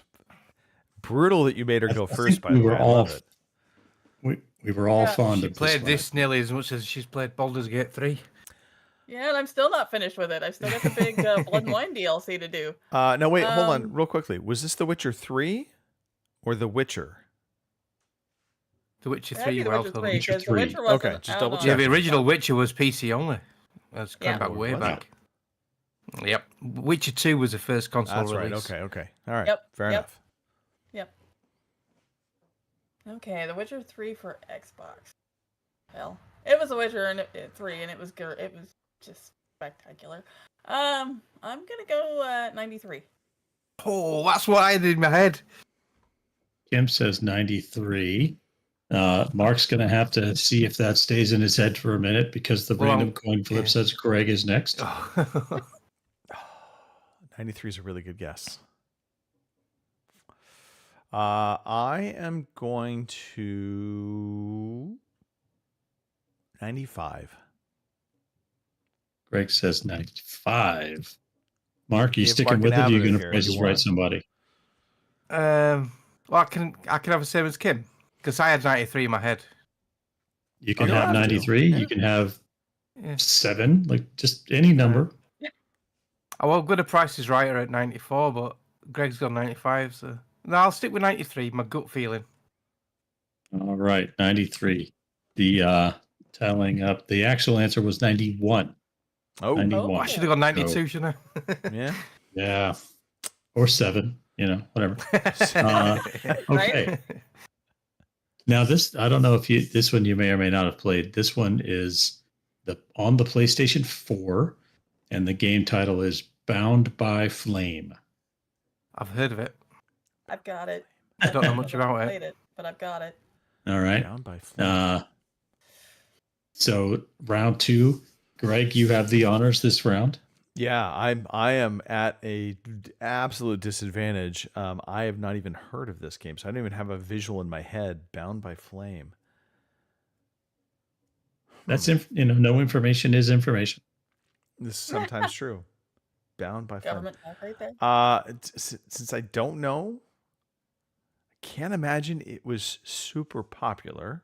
It could have been a media darling, but something tells me it wasn't. And this was PlayStation 4, correct? PlayStation 4. Okay, Bound by Flame. I'm going to say 72. Greg says 72. All right. Mark, what do you think? I know of the game, but I can't remember what it looks like or what it plays like. And my initial gut feeling was 70, so I'm going to go 70. Mark is going to go with 70. Okay. Oh, Kim owns this, so Kim should win this. Well, yeah, but I haven't played it, but I do own it. It is No in my excuse. pile of I shame. own it, but I haven't played it. All right. Yep. I have a pile of shame for a reason. I'm gonna be a little nicer, but if I remember right, I don't think it did all that well. But I'll be a little nicer. I'll say 75. All right. I cheated a little bit 75. because I was curious. Oh, you just looked it up. You should have been a little meaner, Kim, because the answer was 49. Yeah, not Oh just my, I a didn't little think it was meaner, that a bad. lot Wow. meaner. Wowee! I didn't think it was that bad. A lot of people apparently thought it was that bad. Apparently, yes. There you go. All Maybe right. I won't be bumping that one up the list. Yeah, you That might probably be a take reason it to why you never GameStop. played it. They'll give you 25 cents for it at GameStop if they're still open. Right. Let's see. Number 3 on the list. This is our respecting all consoles Nintendo Switch release. And the game title is Xenoblade Chronicles. And the honor of the first guess goes to Mr. Mark Kennick. Not a Nintendo player. I don't really know the game. I've heard of a game. And if I recall correctly, the Nintendo fanboys love this game. I think I might be on the wrong track here. I'm going to take a wild stab at 78. 78 from Mark, which is going to be all right. And that brings us around the horn to Kim. You know what? All right. I'm gonna say 82. Kim says 82. Whoops. 82. All right. And rounding us out, Mr. DeLacy. So I'm going to Price is Right Kim with an 83. Price is Right Kim with an 83. If you Price is Right it in the right direction, it was 83. Kim was very close.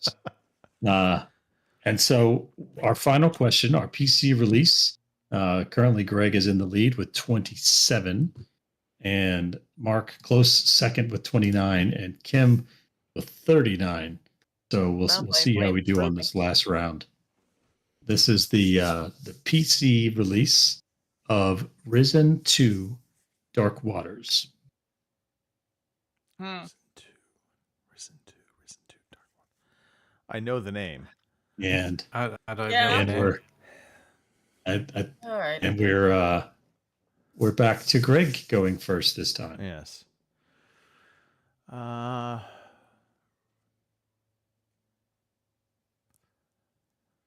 Man, I'm gonna say 77. I don't know why. That just feels like the right call. 77. All right, Mr. Mark.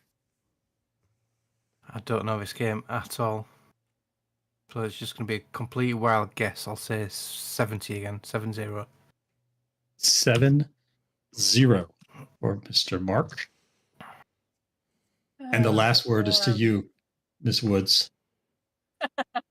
I'm gonna say 79.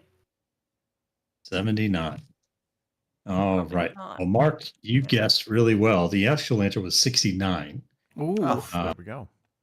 And so with a come from behind win, Mark wins this week with a score of 30, followed closely by Greg at 35, who is followed closely by Kim at 41. So nice tight shot group this week, everybody. All right. Bravo.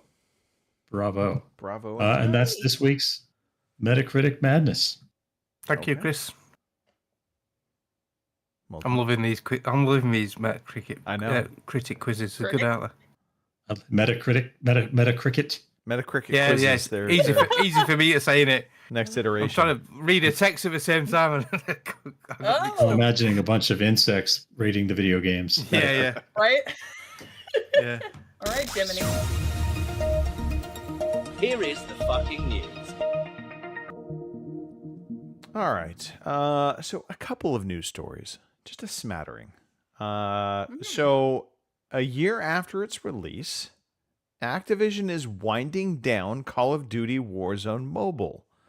Now, if you remember, this, by the way, was one of the big games that was kind of pushed or put forward by Microsoft about a key component to their acquisition of Activision was Call of Duty Mobile.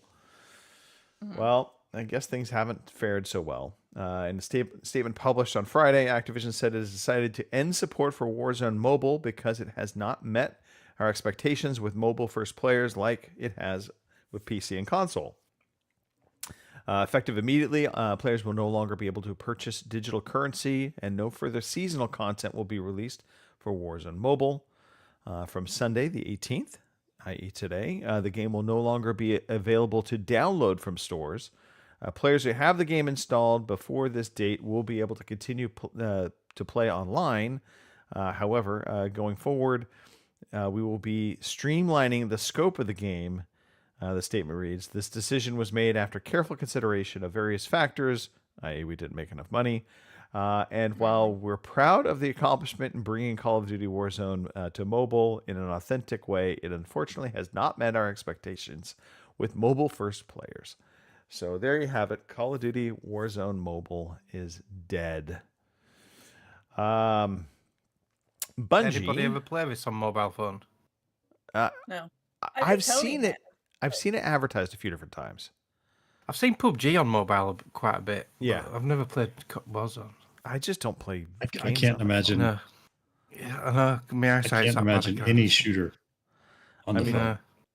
Right. There's. I mean, honestly, okay. What game would you play on your phone? Candy Crush. No, I don't even play that. I don't play anything on my phone. Though. I mean, I think that's the kind of game that maybe Solitaire. You know. I think maybe not the phone because the screen is too small, but some of the turn-based games play really well on a touchscreen. Like for a while, I was using my PC to stream XCOM to my Microsoft Surface tablet, and I could play in different parts of the house, and that played pretty well. So I could see that working, maybe. Okay. All right. All right. To the next story. And I only pulled this story just because I feel like Bungie's gotten in trouble for this before.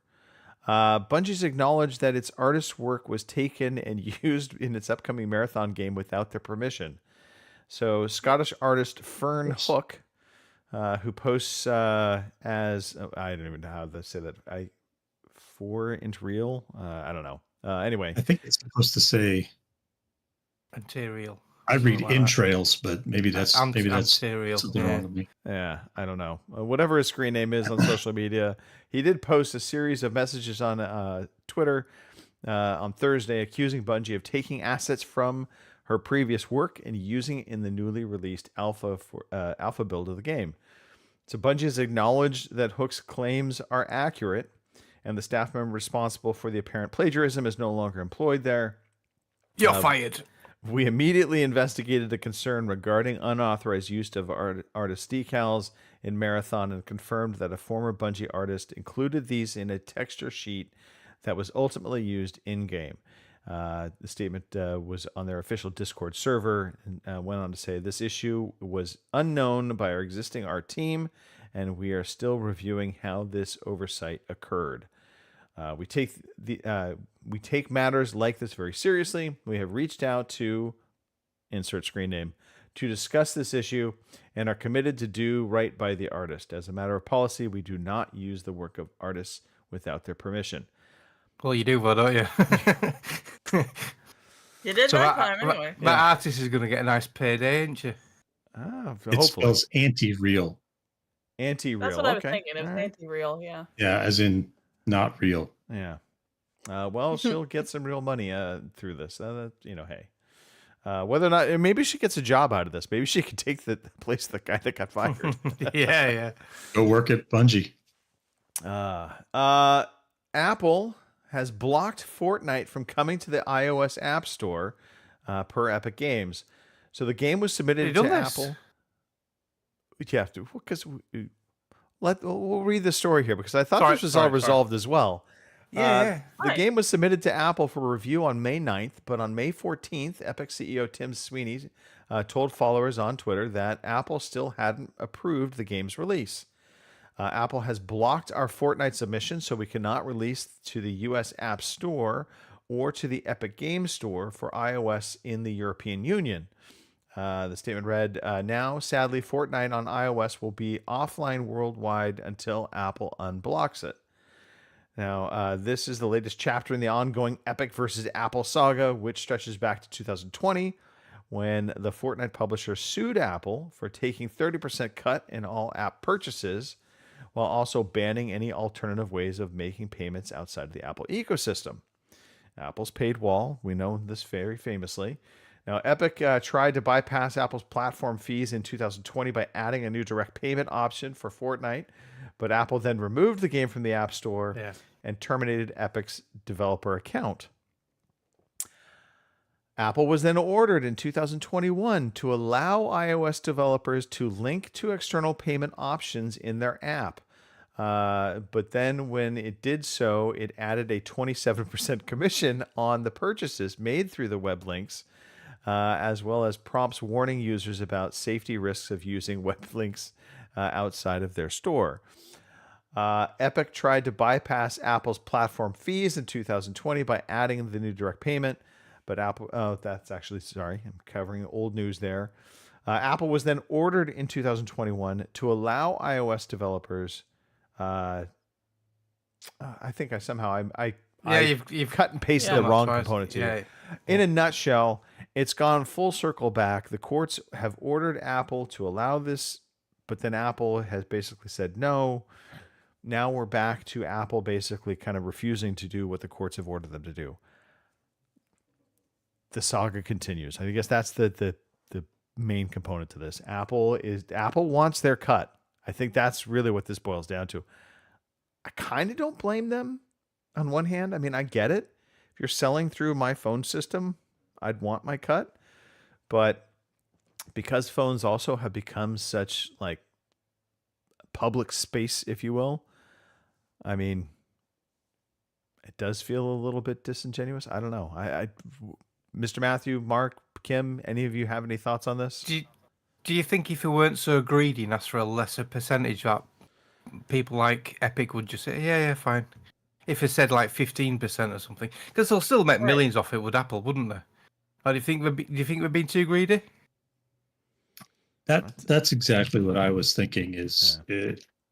Unless we're standing on principle here, Apple could take a much smaller cut. I don't know how many people play Fortnite, but the kids, my kids, well, one of my kids and their friends, just hours on Fortnite. Yeah, it just seems like they're losing money. Yeah, I mean, I don't. It's hard for me to say greed, and I say it that way because oftentimes, in terms of corporations, yes, they could take a smaller percentage. They could make less money. But one of the things that makes Apple such a juggernaut is also because of their success, and part of that is this war chest that they build out. So the success of Apple, the company, to continue forward. I mean, in some respects, it is about having that walled garden and getting their cut. And not that I want things to be more expensive for people, don't get me wrong, but I also think from a corporation standpoint, I get where they're coming from. They're like, no, we want our cut, and if we lower our cut for this game, then we're going to have to lower it for everybody. Then that translates over to the TV side, Apple TV, and the cut that they get from all of the different studios that publish into their TV stuff. It becomes a slippery slope for corporations when they make exceptions. I guess that's where a long-winded way of getting to this. I helped land the plane eventually. So I'm sure that's why they're standing on principle more than anything. They know they could take a smaller cut and this would be perfectly fine, but it's the ramifications of that to everybody else. Yeah. Mm-hmm. And then everybody remember Jade Raymond. Yeah, Assassin's Creed. Yeah, she's a bit of a looker, isn't she? Well, she was. It's not where I was going with this, Mark, but yes. That's what I remember about her. She was a face of Assassin's Creed when she came on stage at E3. I think, now that I reflect back on when she first came forward, everybody was like, holy crap, a really quote unquote hot looking woman in gaming. And she became this like poster child, if you will, or pinup girl for video gaming nerds across the world. They were like, oh my God, we have a hot woman in gaming. I've just Googled her and she has aged a bit. But yeah, the younger version of her, she's nice. Oh boy. She's from Kim's neck of the woods. She's Canadian.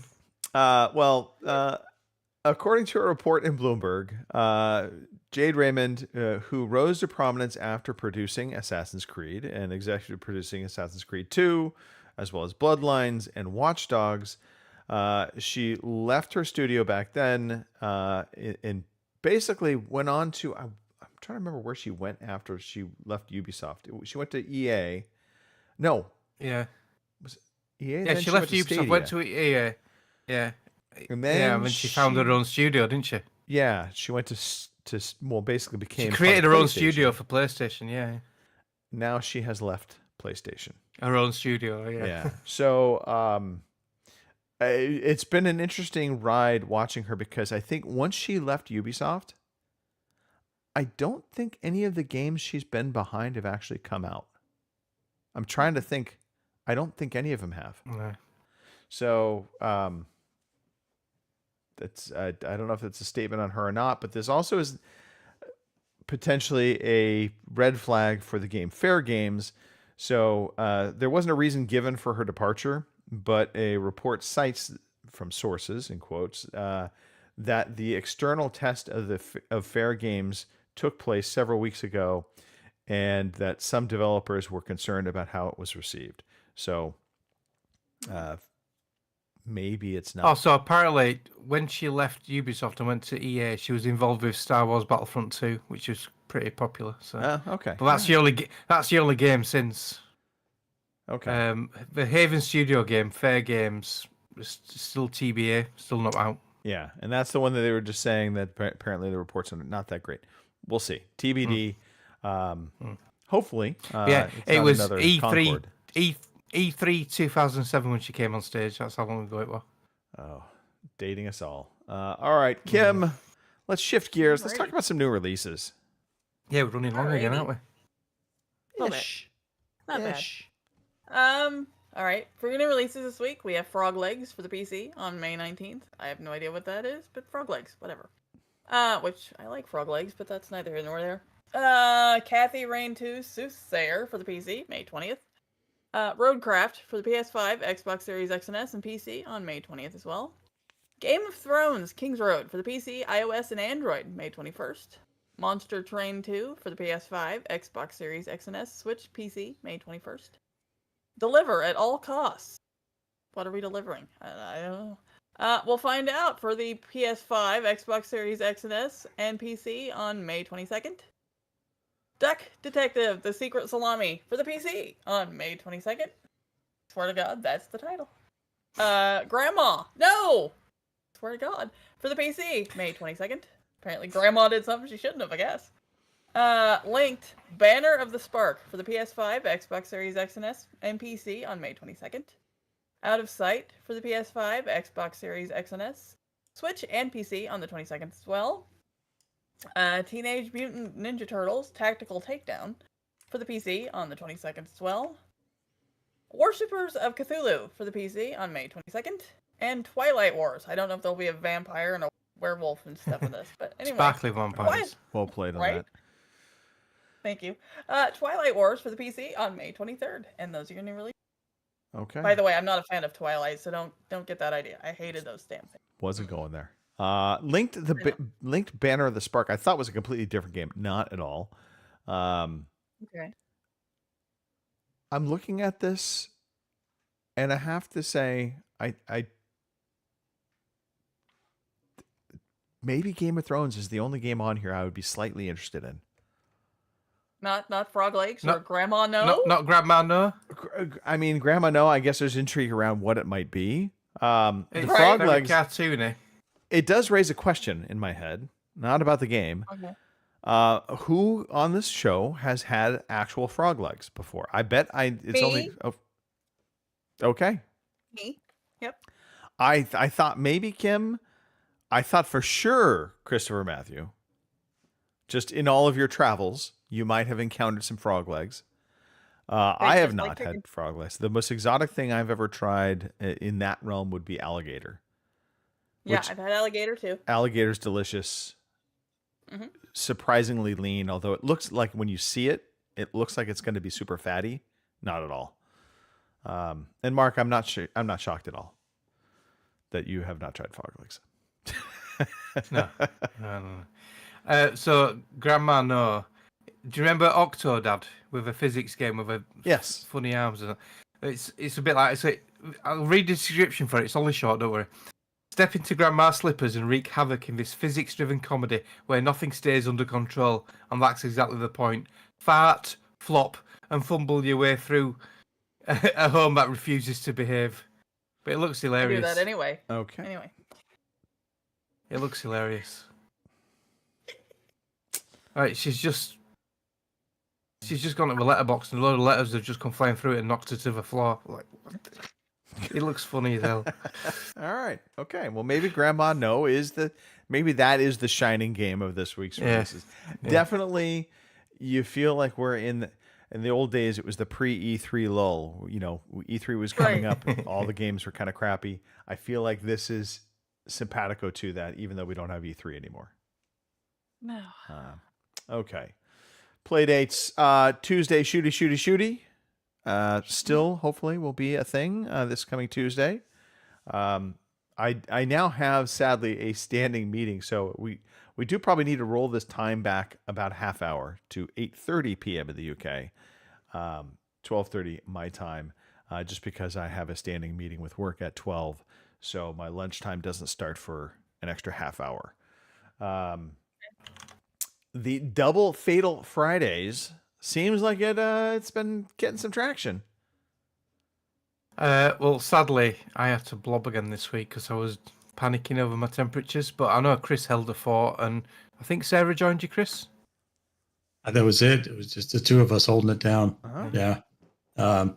I do think that there's some. We played Call of Duty. I do think there's some sort of ranking matchmaking that is skill based because I was doing pretty well. I actually got top player in one match. And then Sarah showed up and pulled me into a new skill bracket, and I just no chance, no chance. Right? So We just need to play together, Chris, because we're both low ranks, aren't we? there we go. There we go. Yeah. That should have definitely been there, happens sorry. on the Halo side. I know that every time Snoogans would show up, we would just get annihilated half the time. But yeah, skill ranked systems. I like them and I hate them all in the same breath. They're great when it's correct and you feel like you're, laying waste to everybody. It sucks when you realize you're a crappy player and everybody else is much better than you are. Me every time I play Halo. Kim, you had some good games. I did. Well, that one I got lucky because I got rocket launchers twice. I got the regular rocket launchers and I got the green ones, whatever those are. So. How did you play launchers Fiesta? for the win?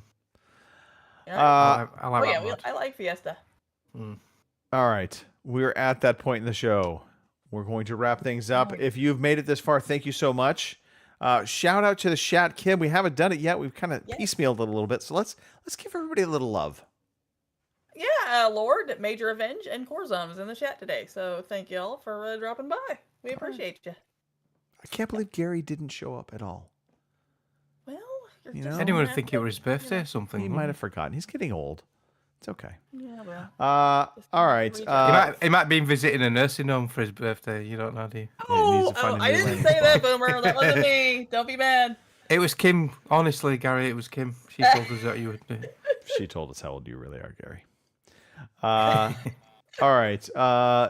Again, thank you so much for listening. If you made it this far, like, subscribe, do the social media stuff. We appreciate it. Follow us on the different social media apps. We're out there on Twitter. We're out there on Facebook. You could email the show, but to be perfectly honest, just show up in the chat. That's the best way to get in touch with us. That's the best way to have a conversation. It's more fun too. Let's start the shout outs with Mr. Matthew. All right. Well, I'm gonna shout out. We already mentioned Sarah, but for joining in putting the Fatal in Fatal Friday. We struggled, but we had a great time. As always, the three of you for being here and making this a good thing, fun thing to do on Sunday afternoon. And because they're awesome and make our lives better, dogs, just dogs all around. And I'm going to pass it to Mr. Wright. I want to shout out you guys and the UK weather for being so nice for the past few weeks. But we could do with a bit of rain. Not a lot, but a little bit. Over to Kim. Yeah, shout out to you guys. Always, like I always say, this is my adult time. Other than that, I hope everybody has a good week this week. Shout out to my cats because nobody attacked me. I thought for a little while there, Frida, who was behind me, was that would have made for an interesting show. Not that it hasn't happened before, because it has. And shout out to my dad, who's currently outside now, knocking trees down. And I don't know, I heard the tractor fire up a minute ago, so I don't know what all he's doing outside today, but yeah, it could be interesting. Over to you, Greggles. All right.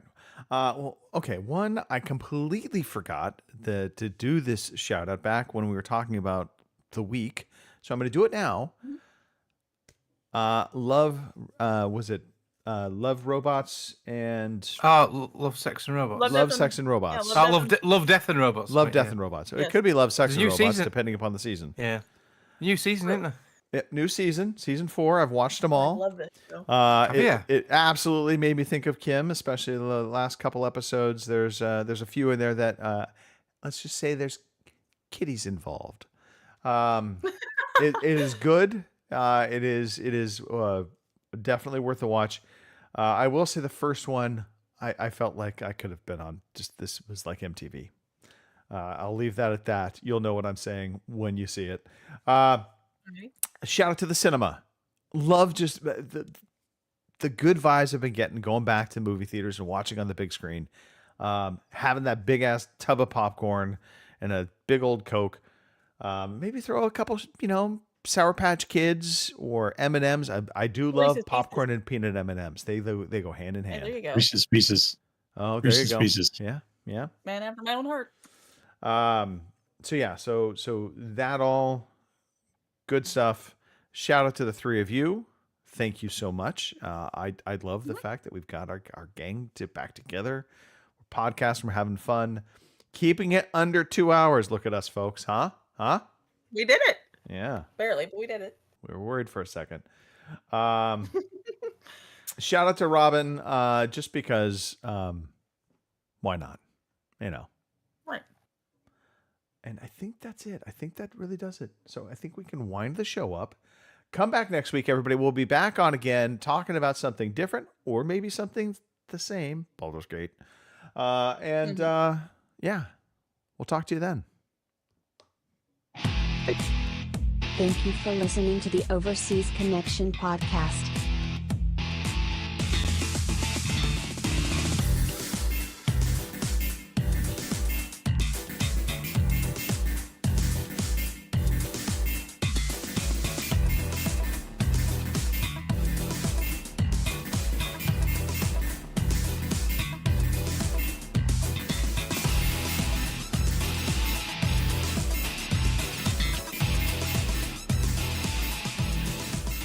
See you same time next week.